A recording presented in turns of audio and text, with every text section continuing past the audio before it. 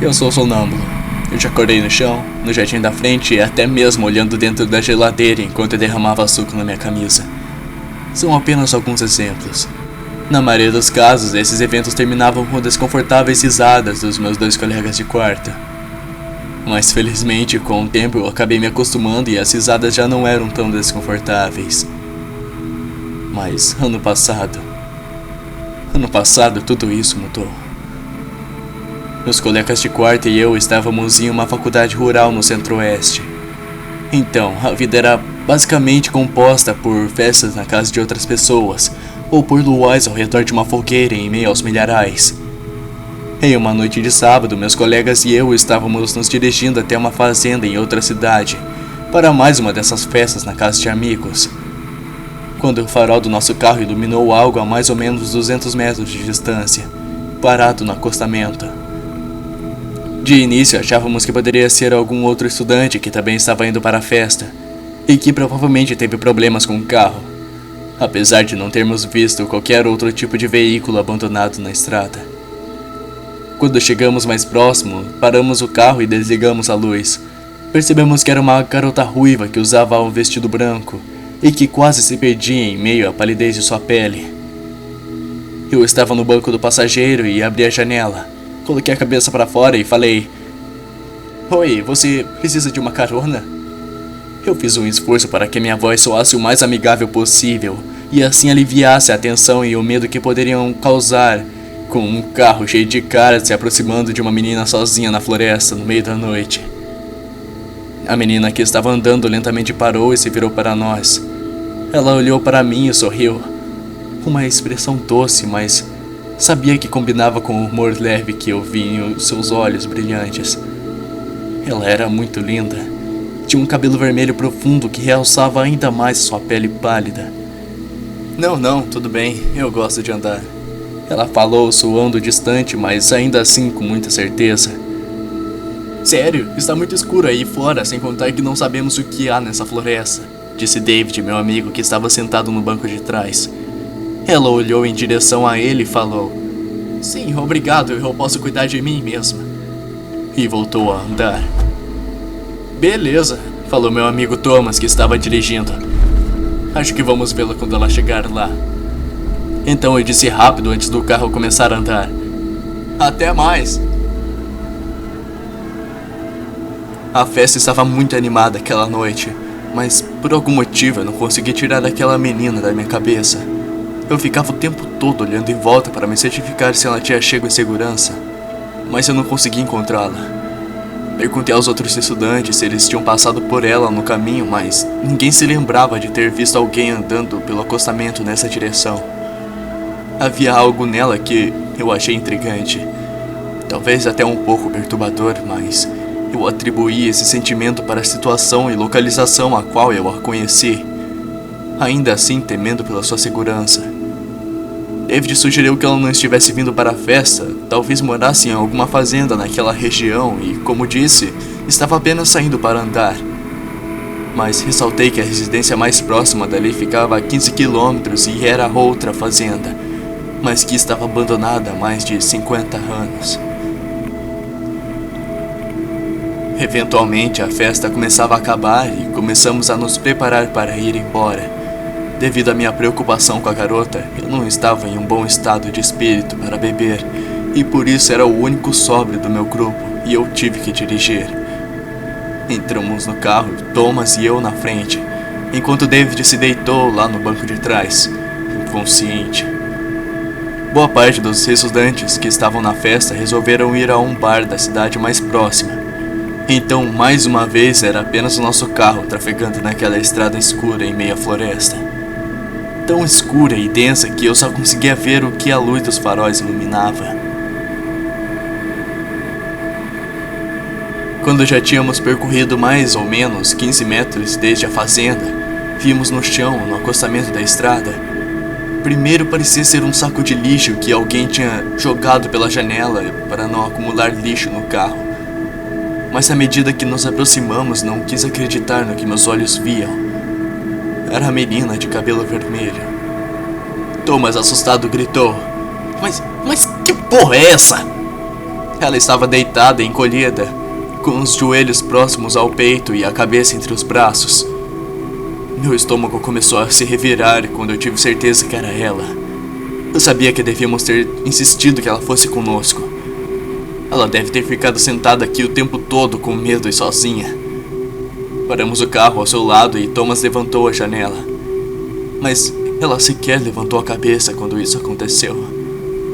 Thomas perguntou com a cabeça já fora do carro: "Ei, gata, você tá bem?"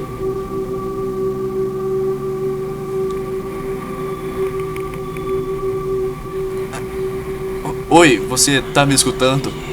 Por favor, entra no carro pra gente te deixar em um lugar mais seco."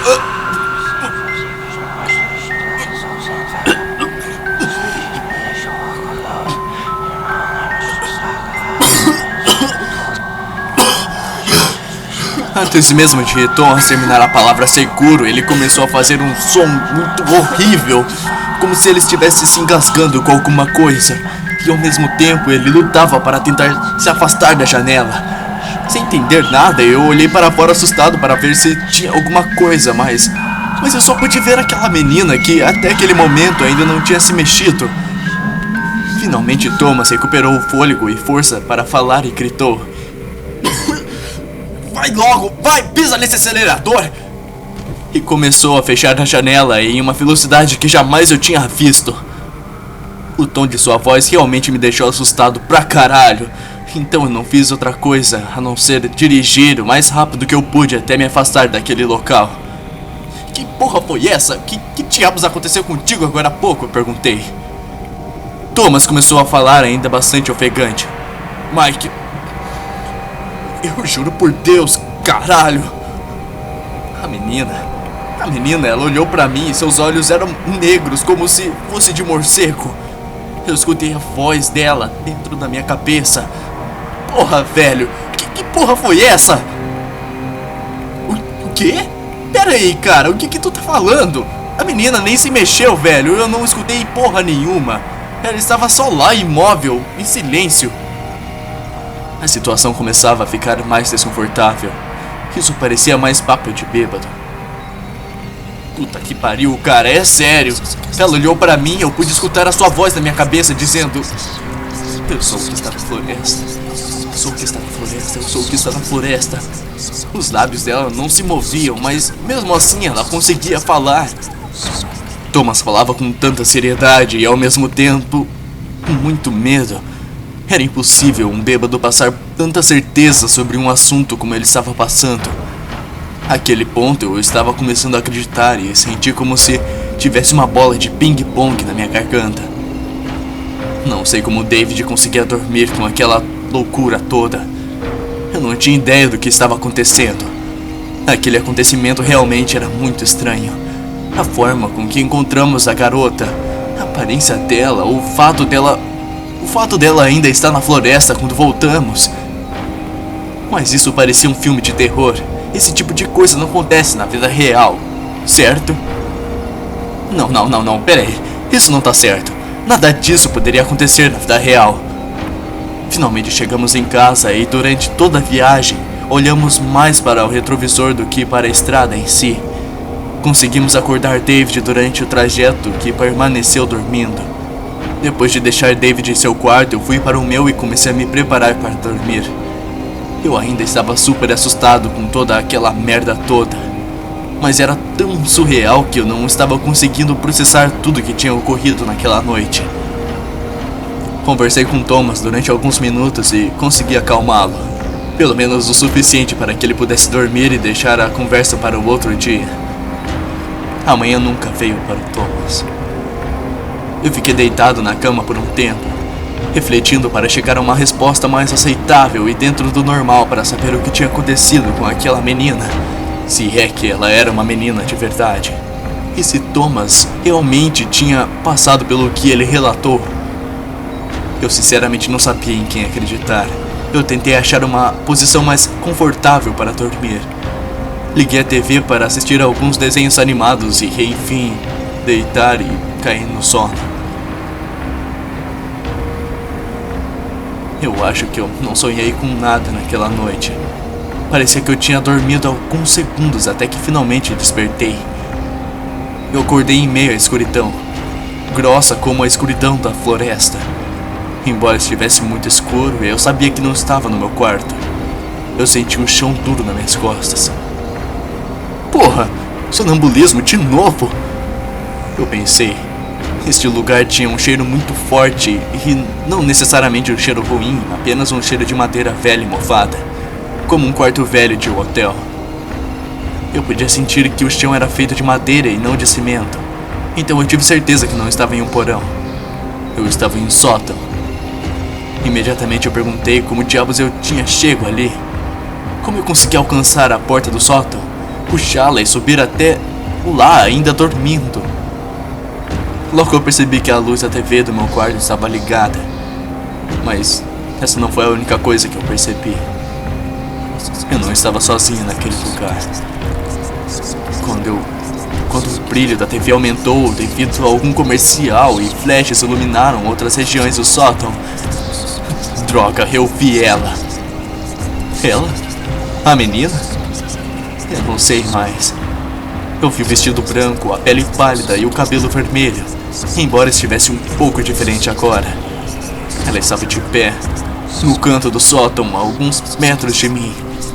Seu rosto estava diferente, mas eu não pude vê-lo muito bem. Somente o formato eu consegui ver. Eu posso afirmar com toda certeza que foi o momento mais assustador da minha vida. Mas não foi nada comparado com o que aconteceu em seguida. Foi como se, quando eu a vi, ela tinha me visto. Seu pé esquerdo se moveu primeiro, sem fazer nenhum som. Em seguida ela se agachou, colocando uma das mãos no chão. Então ela começou a caminhar em minha direção. Congelado de medo, eu ainda deitado no chão, olhei para a porta e o sótão entreaberta. Eu pensei por um segundo se eu conseguia chegar até lá, mas enquanto eu tentava reunir forças, a TV desligou e tudo voltou a afundar na escuridão. Com um sentimento de desespero, eu tentei ser corajoso e dizer para mim mesmo que tudo não passava de um sonho e que eu queria acordar o mais breve possível. Mas tudo isso foi em vão. Quando eu virei a cabeça em direção à coisa, a TV voltou a piscar. A menina, aquela coisa estava olhando para mim. Talvez 6 centímetros do meu rosto. A sua pele era mais branca do que neve, mas as veias grotescas azuis pulavam do seu rosto. Sua testa e olhos eram anormalmente grandes e negros, assim como Thomas tinha dito. Eu notei que seu cabelo também estava diferente. Também não era completamente vermelho. Era loiro e totalmente saturado por sangue. Eu podia ver o sangue escorrendo pela sua testa, seus olhos negros e pelos orifícios que ficavam no lugar do seu nariz. A pior parte era a boca. Seus lábios finos eram curvados e exibiam dentes amarelados e pontudos. Foi a sensação mais medonha que eu tive em toda a minha vida. Aquele demônio me encarando. Logo uma voz começou a ecoar na minha cabeça. Uma voz que parecia ser uma pessoa anciã. Como um som tenebroso que repetia a mesma coisa sempre. Eu sou o que está na floresta. Eu sou o que está na floresta. Eu sou o que está na floresta. Eu sou o que está na floresta. Mesmo que eu escutasse a voz apenas na minha cabeça, parecia que meus tímpanos estavam estourando. Eu senti uma dor insuportável e agonizante. Mais frase era repetida. Eu sou o que está na floresta. Eu sou o que está na floresta. O rosto continuava me encarando, mas agora o brilho que vinha da TV do andar de baixo estava começando a ficar mais fraco e fazendo que, com aos poucos, o rosto daquele demônio começasse a ficar menos visível. Essa é a última coisa que eu me lembro. Eu estou seguro agora. Infelizmente, Thomas e David morreram em um incêndio que aconteceu dentro da casa. Não sei como eu consegui chegar aqui fora sem que nada tivesse acontecido comigo. Todos acreditaram que o fato de eu ser sonâmbulo me beneficiou e que eu cheguei ao lado de fora antes que o incêndio tivesse começado. Mas eu sei que isso não foi o que aconteceu. A polícia não acredita em mim, mas eu sei. A única coisa que eu consegui provar para todos é que eu sou lunático. Mas eu não me importo. Eu sei que meus amigos perderam a vida devido àquela monstruosa criatura que encontramos na floresta e que eu nunca vou me perdoar por não ter feito nada para ajudá-los. Hoje eu durmo com tiras de couro amarrado na minha cama. Agora eu não preciso me preocupar onde eu vou acordar pela manhã. Eu durmo na minha cama, eu acordo na minha cama. Agora eu só me preocupo com o que vem me visitar à noite. Os meus sonhos, os meus pesadelos.